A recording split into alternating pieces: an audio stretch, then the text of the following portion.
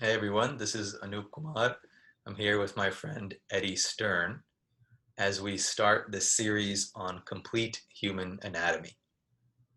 And when I say complete human anatomy, I mean that word complete in two ways. One is as an adjective, right? In the sense that you have human anatomy and then the complete version of that. But then also as a verb, like together we can complete human anatomy and look at it from different perspectives. So that's what we're going to be exploring together. You probably already know Eddie Stern, but I will read a little bit about him. Eddie Stern is an Ashtanga yoga teacher, author, and lecturer from New York City. He has a passion for engaging in a multidisciplinary approach to furthering understanding, education, and access to yoga through technology, scientific research, collaboration, and encouraging diversity in all aspects of his work. He studies philosophy, Sanskrit, ritual, science, and religion. So, welcome, Eddie. Thanks for joining me for the series. Thank you for having me join you, Doctor. This is great. So, we're going to learn more about Eddie's perspective and explore who knows what in this talk. And maybe after this, depending on what kind of ground we cover, in subsequent conversations, we'll get into more detail about different views of human anatomy. I'd like to start with just a couple paragraphs. This is from the book Michelangelo's Medicine on anatomy. So the word anatomy means to cut up, or more simply, to divide. The arm is an anatomical structure separate from the thorax because we see a line that divides the two. The long, slender shape of the arm is clearly distinct from the boxy dimensions of the thorax. We see the division and therefore give the two parts different names quite appropriately. As long as a majority of us agree on what we're seeing, there's no problem. But what happens when another group sees things differently, or when an entire culture does so? I think we'll leave it there, Eddie, to just kind of explore this idea of what is human anatomy and what are the ways of seeing the human being. Well, one thing that comes to mind when you were reading that was that, I'm sure you've done dissections before because you're an anatomist. So, of course, you have. And, that the body is basically like one continuous thing. And we only start to see the different parts and layers when you start to actually cut it up and peel the layers back one by one by one. So, if you're going to be peeling back the skin and then going into the fatty tissue and then the muscle and all that, you have to actually work to separate it with your scalpel. Otherwise, it's interconnected, it's intertangled, it's a bunch of processes all happening. So we have in the West a great interest in taking things apart and slicing things apart to see what makes them work and what all the different layers are. And then we name those things. We name this thing a muscle or a bone or an insertion place or fascia or whatever. And then after we name it, we take it to be real. And then we think, oh, well, this is a real distinct thing that has its own independent existence apart from the whole. And so then we set ourselves apart from the wholeness of the experience of being because we've cut things up. Now, there's nothing wrong with cutting things up and examining them, but to take that thing to be real, and meaning it has its own independent existence apart from the whole, is illusory. And in the Vedantic tradition, this is the problem of nama and rupa, of name and form. And thinking that the name and form is something distinct from the whole. Yeah, you said that very beautifully. And that idea of dividing things and how we choose to divide things is a very interesting concept. And of course, the obvious aspect of that is that we choose to divide things based on what we see, right? That's very obvious. Like in the case of the hand, it's very obvious that there's a palm and then there are five appendages that we call fingers, right? And why do we know of something called a palm and why do we know of something called fingers? Well, that's what we see. But many times that reflection, that introspection isn't there, that we are naming things because we see them. Now, the question is, why do we see what we see? And there we get into how our minds are attuned, how our nervous system is attuned, because it certainly seems like different cultures are seeing different aspects of what we call a human being. And I think it sounds to me, Eddie, like one of the things you're touching on is a difference between a human being and a human body. And that's a very interesting concept when we talk about anatomy. Yeah, that's a very, very nice way of putting it. The difference between a human being and a human body. Um, I heard you say something in a talk you gave at Sages and Scientists in Arkansas last year, where you said that we don't know what the human body is made of. And I thought that was a really interesting thing for a doctor and a scientist to say. Like, we Yeah. don't know what the human body is made of, because when we talk of the human body, we talk of all these different parts. And of course, we can go down from the organ systems to the cellular systems to the molecules to the atoms, and then to what? And that's Okay. all we're made up of. So I think that's probably what you're getting at, but Yeah. you know, you'll clarify for that for us, I think. But so when it comes to the human body, yeah, we have all these parts, and they obviously have functions and they do things. But this idea, like, we don't know what it's made up of, I really like that. Yeah. That's stuck with me, and I've Yeah. been thinking about Yeah. that. Yeah. I think, you know, the thing is, like, because of all the words that we have, and you talked about nama and rupa, right? Name and form. Because of all the words we have, sometimes this idea comes that we know a whole lot, you know? And in a way it's true. We do know a whole lot. We use a particular word because it corresponds to something in our experience. So each word is kind of it's segmenting experience in a particular way and naming it, and it maps to certain appreciations or recognitions. But the question is, what are all these an aspect of, right? When we talk about these names and forms, where do they come from? What is it that we are subdividing into these particular names and forms? And so I think what I said at Sages and Scientists, the example I like to give is if somebody asks me what the ocean is made of, and I say, well, the ocean is made of waves.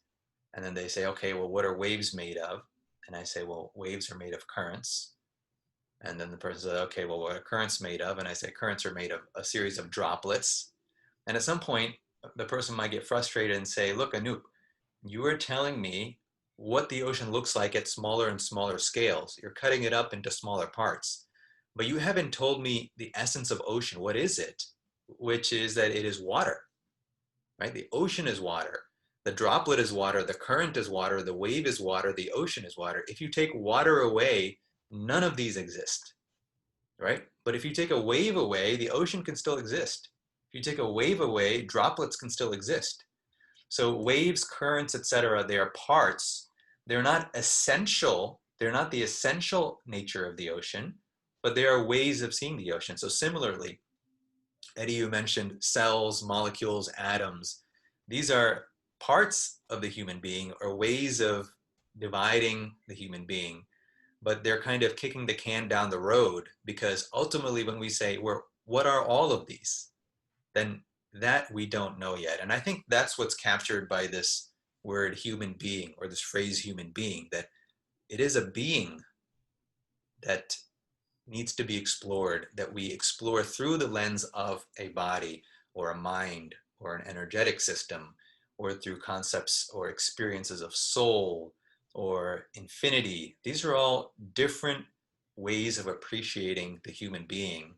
And what we traditionally consider as anatomy is simply the body. It is all of anatomy, all these namarupas, right, are one way of appreciating the human being. So basically what I think we're talking about, or what you're talking about now, is defining characteristics, which are called lakshanas in Sanskrit. So a lakshana is the defining characteristic of any one particular thing. And so the lakshana, or defining characteristic of the ocean, would be, yes, it's made of water, but also it has waves and currents and it changes. And what are some defining characteristics of the human body? It has a head and a torso, maybe some arms and legs, and some internal organs and some physiological systems. And these are going to be our defining characteristics. It's not going to be all that we are. Hmm. So that so then when we come to the idea of, okay, that's a human body with defining characteristics. Now it's a human being. We know the human part. That's the defining characteristic. Now what's the being part? The being part is the thing that perhaps gives life to it. To the thing that gives life to the human, the thing that gives life to a plant, the thing that gives life to the ocean, gives life to clouds, to whatever it might be. And from a Hindu perspective, this is consciousness, which gives life to everything. It permutates, forward in whatever ways that it does, and it has a property of prana that causes things to move, and that's the life-giving essence. So if we were going to start talking about the first subtle level of anatomy, it's not like we know what our Western anatomy is now. It's what we take to be a body, which can be cut up into different parts. And when it's all put together, it works quite well. And when you take it apart, it doesn't work quite as well. And we know what the defining characteristics are. The physical form with all the appendages and the internal physiological systems, and then the nervous system.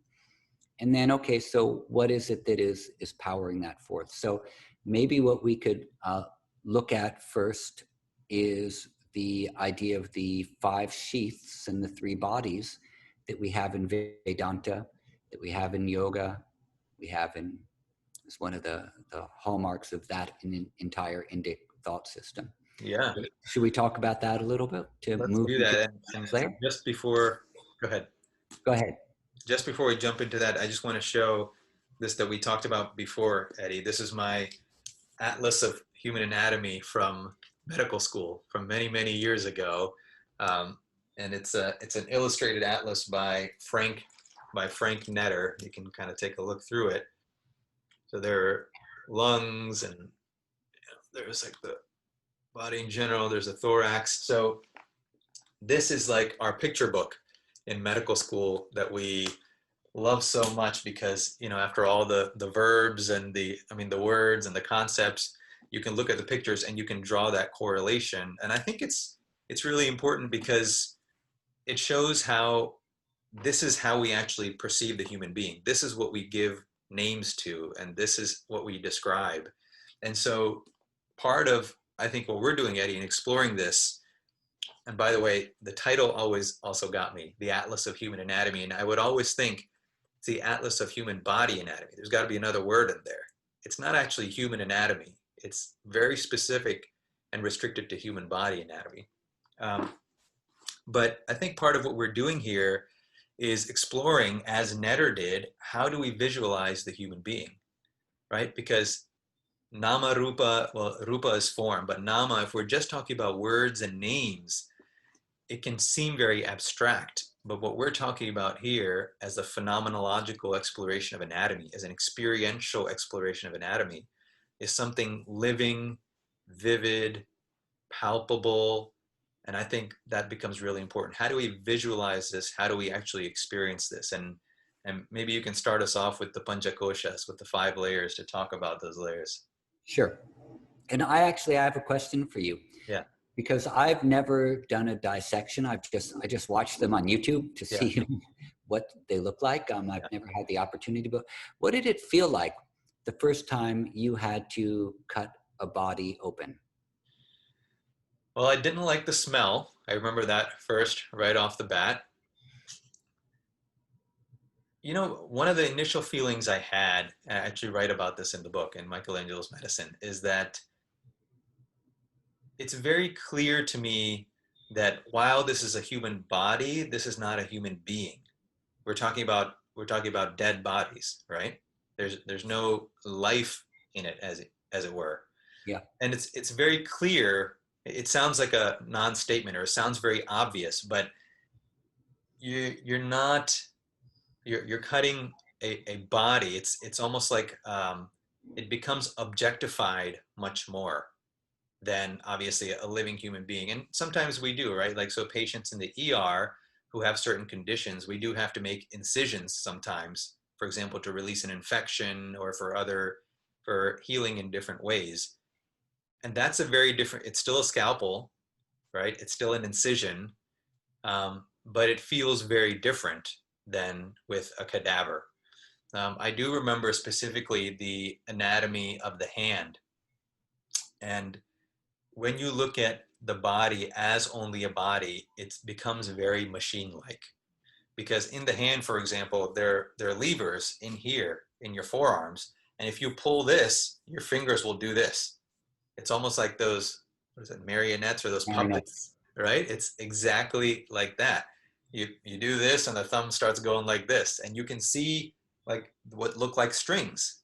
There are tendons and are ligaments, and when you pull them, the hand responds. So especially in the hand, it's very obvious the machine-like aspect of the human being. And but what was so palpable to me is that even beyond Vedanta and everything, the living experience of that is like there's so much more to being human and to human anatomy than what it is that I'm looking at and dissecting, because you really see that stark, like, what is there and what is not there.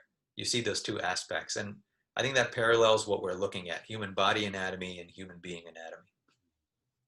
So that's really fascinating. So this mechanical structure is what they would call the Annamaya in Sanskrit, or in Vedantic tradition. Taittiriya Upanishad, which was written about 2,000 years ago or so, or written down about 2,000 years ago, but probably in existence much longer, um, talks about these five mayas. And maya means that which pervades. So we have these five different levels of our being, which are all pervading each other.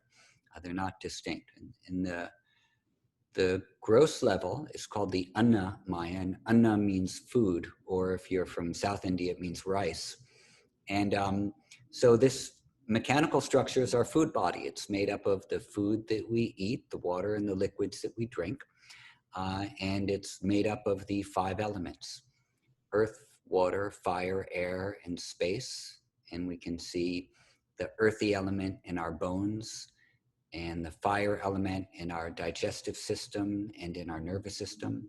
Actually, water comes next. The watery element in our blood and lymph, and all the liquidy things in our bodies. And then fire and digestion, and in the nervous system, and in giving sight to the eyes. And in very simplistic way, of course, now we're talking in air, which we always have circulating in us, as oxygen and the gas exchange. And then we have space, which is nothing can exist as a form if there is no space. So we have the space outside us that allows this form to exist, and then the inner space as well, the space in between, the electrons and neutrons of and nucleus of an atom. That space allows this form to come into being too. So in the Vedantic tradition, the emptiness of and the inside of an atom allows the space of the form to be held as well. So that's the first body, is the Annamaya. Yeah. That's our So typical sheath. I think that's what that triggers in me, what that correlates to in me, is the five elements that you just mentioned. We can see that those five elements comprise the body, the human body, and they're also the elements that comprise the physical world in general, right? It's the physicalized nature that is a combination of these five elements. So just as we might say, well, the body is protons, neutrons, and electrons, And so is, for example, the bed in front of me. It's protons, neutrons, and electrons. But what changes is the configuration, how they're arranged, how they interact. And so what we're seeing is two different cultural perspectives on this, let's say, atomic or elemental level of anatomy, right? What is it that expresses as physicality? Well, it's the atomic nature, or here we're talking about the elemental nature, and here there have to be 5 elements. And I Beautiful. like what you said. You described it as the Annamaya kosha, as the food layer, the food sheath. And we can all see that, right? The body we can see as a mountain of food, as it were, right? Or an accumulation of food, or it's almost like, I know you're in Manhattan and you have these floors, right? You have these skyscrapers with many floors. The body has many floors, and each is like food. Each is made of food, the totality of the body. So if I eat more food, it will show on the body. If I eat less food, it will show on the body, or maybe the word is as the body. The food that I eat shows up as the body. And so with this insight, the rishis said, well, this layer of the human being is the food sheath, the Annamaya kosha, which is what this describes. This is the atlas of Annamaya kosha, Yeah, exactly. if we're to translate it. Exactly. And within that Annamaya are all of the internal things, all of our internal organs, the physiological systems, our nervous system, the signaling of the endocrine system, all of that is contained within that Yeah. composition. Yeah. And this is why for the yogis, diet is so important. In fact, in the entire Vedantic tradition and Hindu tradition, like diet is key to accessing the next levels. Yeah. If you have poor diet, the entire Annamaya, the perceptive levels of Annamaya become clogged. Yeah. Like if you have, too much grease or oil in the drain of your sink, the water's not going to go down. It's not going to work. So, yeah.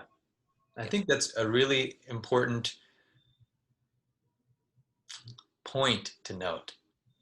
And I say that because, it's really quite dramatic to say that this is the Atlas of Human Anatomy, which is what all physicians learn.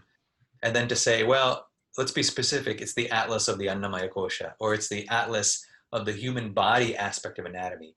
Those are two very different perspectives on the human being, right? They're two very different perspectives on anatomy. Why are such perspectives there, right? It goes back to that initial quote that I read. Well, Eddie, you were just saying that it's because of the way we perceive, and the way we perceive, one of the factors that's major in that is what we eat.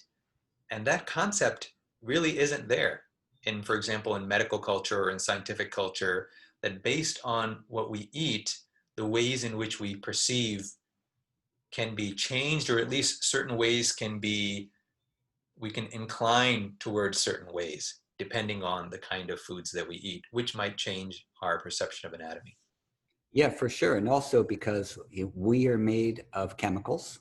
Is that correct to say at a certain Yeah. level, we Yeah. are made of chemicals. Yeah. And when we begin to alter our chemistry, then things begin to change. So we can eat foods, for example, that are really supportive of either cardiac or brain health. We can eat foods that, we're eating foods, we're hopefully digesting them, and blood is going to go and glucose is going to go to the brain, and molecules are going to go there that are going to help the brain grow or keep functioning how it needs to. And when the brain is deprived of the nutrients that it needs to function properly, then things start to happen. There can be impairment of perceptive abilities. There can be change in mood. There can be change in different areas of the brain functioning, whether it's the prefrontal cortex, or if we deprive ourselves of liquid for long enough, problems in the brainstem. All sorts of things like that can happen. So, we'll get to what the brain is doing anyway in a little while, but just for now. And then what happens, for example, if you eat something that happens to be a psychedelic? then that's ingesting, digesting, assimilating, and changing chemistry in the brain that then alters perception again. So this human body is very, very malleable, and it's extremely responsive to change in diet, atmosphere, situations, stress, etc. So it's like, and for folks who are watching this, not to get the idea that in any way we're negating the physical sheath, that it's, oh, the physical sheath is less than something else because consciousness is better. No, the physical sheath actually we're going to find is consciousness. But one of the key things and one of the important things when we talk about the anatomy of the body is how amazingly responsive and malleable it is to change of food, people, stress, atmosphere, season, day or night, everything. We're going to be changing in concert to the external changes that are happening around us. Yeah, you can't extricate the human being from the earth, Right. essentially, right? I Yeah. mean, there's no, although we might see an outline here, and almost you could do like a cut out the outline. When you zoom into the boundaries of the human being, like we said, it gets finer and finer. Then we start seeing cells. It's not actually a solid line, they're actually cells. But when you zoom in there, it becomes particles. And you can never actually find this line that we are seeing because it's through perception. It's our perception that is seeing the line. Whether there's an actual line there, we cannot actually find that line. Yeah. And Uh, yeah. something, Deepak. Oh no, you were going to say something else. Go ahead. Carry on. something else you said, if you ingest a food or even a psychedelic that changes neurotransmitters, for example, there's an associated change in perception. So I think we'll eventually get to this, but then the question is, there seems to be what we call a physical change, and then there seems to be a perceptual or perhaps mental change. And so what is influencing what? What is the boundary between the two, the mental, physical? It brings up all these interesting questions. Yeah, it does. And when we look at things like back pain, for example, this is a very good example of how perceptions and thoughts and ideas and experiences in combination with physical sensation dictate whether you start to feel better or you don't. And a lot of the research on back pain has shown that, especially for this non-specific back pain that doesn't seem to be caused by anything in particular, but maybe lingers for a long time, um, doesn't always go away if you do physical therapy. More often than not, it doesn't. It doesn't always go away if you do core strengthening, because there's going to be emotional things, mental things. Let's say the emotions and the mind and mental things are both part of the same coin, that are going to be affecting why pain is occurring in a certain part of the body as well. It's probably a larger topic, but whether it's Dr. John Sarno's book on back pain or whether it's the research which has shown that whether or not you have herniated discs doesn't determine whether or not you actually feel pain. So that sometimes you can have a lot of what appears to be physical damage, but doesn't bother you. And for other people, there can be no physical damage, yet they'll have the same symptoms presenting that cause pain, that are similar to what you might be feeling if you had a herniated disc. So it's not always so straightforward, which means that we can't always depend on the body to give us the answer to the question, Right. that we have. Right. Yeah, and there's two ways, at least two ways of looking at that is that we can't, once we say the body is this kosha, or we've identified that the human being is more than the body, then we can say, well, it's not just this body, there's more to this.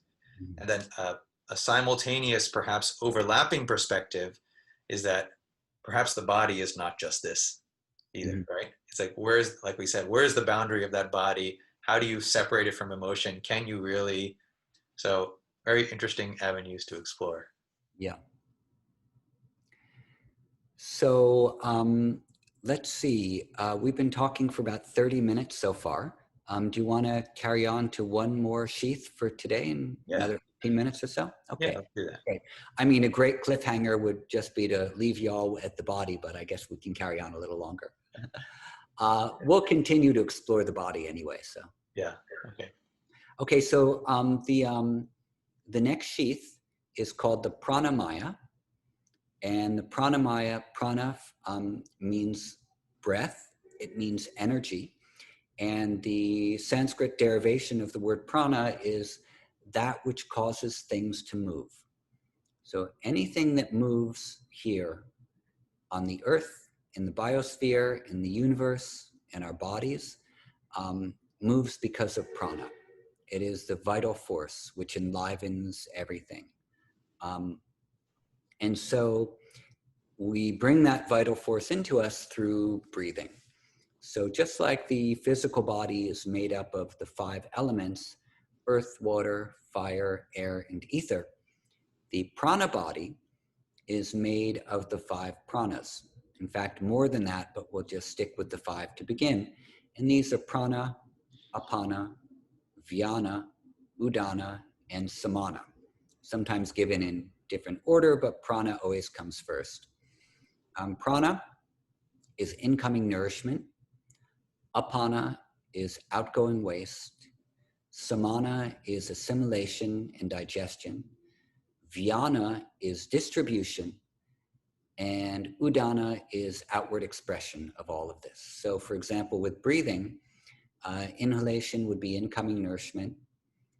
Exhalation would be outgoing waste. The samana or the assimilation would be gas exchange in the lungs. Distribution would be the blood carrying the oxygen to all of the cells of the body. And udana would be what we use breath for, to speak, to burp, to cough, to scream, to sing. And that's all going to be coming from the throat. So all of this is enlivened by prana. Prana is said in the Taittiriya Upanishad to fill the Annamaya, the food body, the same way heat will fill an iron ball when the iron ball is heated. So the heat will evenly distribute through the entire iron ball when it's heated. It's not like this spot's going to be, maybe slightly less heated, but for the most part, it will evenly fill it. And so prana, the prana body fills the Annamaya the same way heat fills an iron ball. So Yeah, just to get us started there. and it's interesting because when we look at an iron ball that's heated up, it will often take on the qualities of fire and heat, right? In that it Ah, will glow, it will feel different. It's not just that heat has permeated, it looks different, it expresses differently, it feels different. And I think it's very telling about the question you asked before about the cadaver, the human being and the human body, right? A human being that is alive is what? Is a human being through which prana has saturated and is expressing through different levels, to different extents, through that Annamaya kosha. But when we look at a cadaver, that prana has left, right? Those vital energies have left the body, and anyone can see the marked difference. In fact, when we see a dead body, often the reaction is being scared because it looks so different from us, right? A second ago, if this body were alive, we would say, well, you know, this is very recognizable. It's a reflection of me. But that is because that it's not so much that the body is alive, it's that there is the Annamaya kosha, there's the body, and it is being expressed through, just like you have the glass of a light bulb, and then the electricity is expressing through it and enlightening that bulb, so to speak. But when that electricity goes away, the bulb looks as it were dead. And similarly with the human being, when the pranas leave the Annamaya kosha, now all of a sudden we can see there's something starkly different about this human being.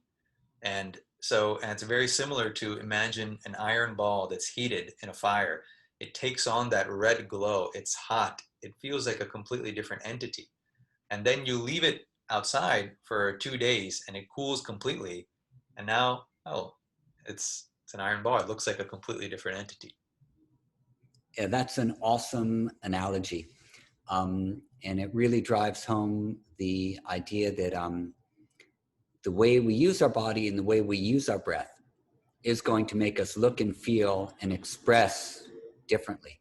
Yeah. So we change our diet, we exercise, we do asanas, yoga postures, or we do qigong or tai chi or anything like that. And we're using breath and movement at the same time. It's basically, turning ourselves into a benevolent iron ball filled with heat, Yeah. that radiates energy and potential.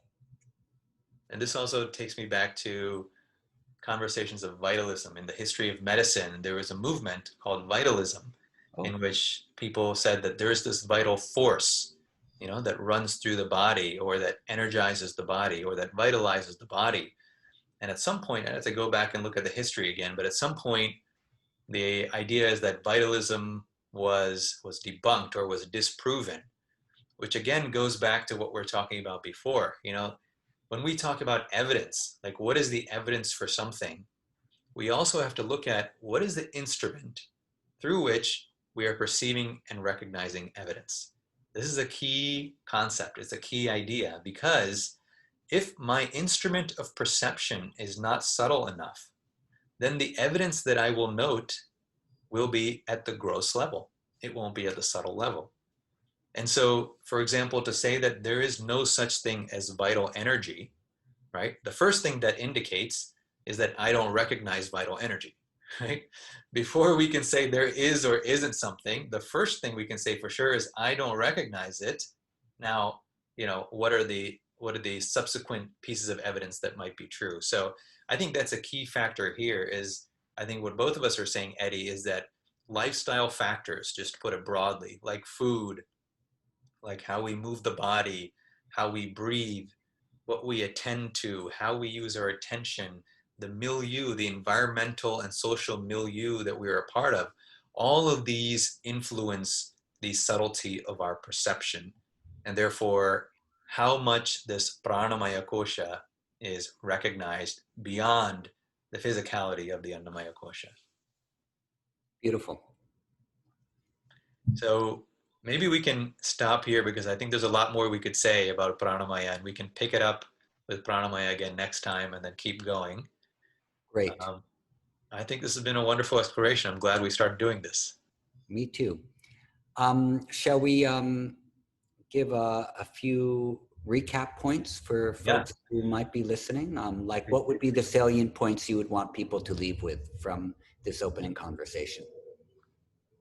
One is that there's a difference between human being anatomy or a complete human anatomy and what we traditionally think of as human anatomy, which is human body anatomy.